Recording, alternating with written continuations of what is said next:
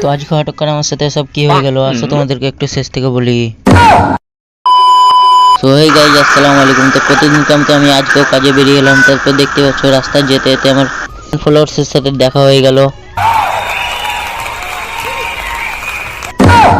তারপরে আমি দোকানে এসে দেখি এখনো কেউ আসেনি। তো তোমরা তো জানো আমার কাছে চাবি থাকে, তাই আমি ফটাফট তালা খুলে দিলাম।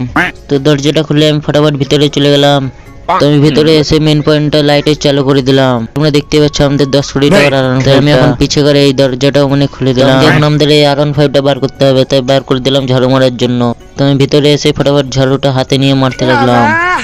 তো ঝাড়ু মারতে মারতে আমাদের সেট ফোন করে বললো কি ফিটিং এ যেতে আমাদেরকে সাইড। কালকেও কাজ হয়েছে তাই সামানপত্র ওইদিকে আছে, তো এখনো কেউ আসেনি দেখতে পাচ্ছ। তাই আমি গাড়িটা স্টার্ট করার জন্য বেরিয়ে পড়লাম, কারণ তোমরা তো জানো 1 ঘন্টা লাগে আমার গাড়িটা স্টার্ট করতে।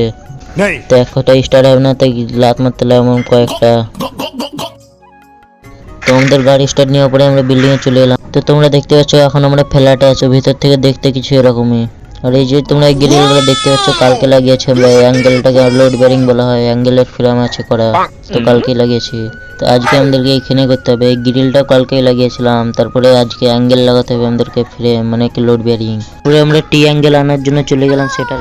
তো আমরা টি অ্যাঙ্গেল আনার জন্য বেরিয়ে পড়লাম। তারপরে তোমরা দেখতে পাচ্ছ সেটের গাড়ি এখানে খারাপ হয়ে গেছে, তাই আমরা গ্যারেজে দিয়ে দিলাম। তো কি একটা খারাপ হয়ে গেছে, তো একটা লোক কিনতে গেছে।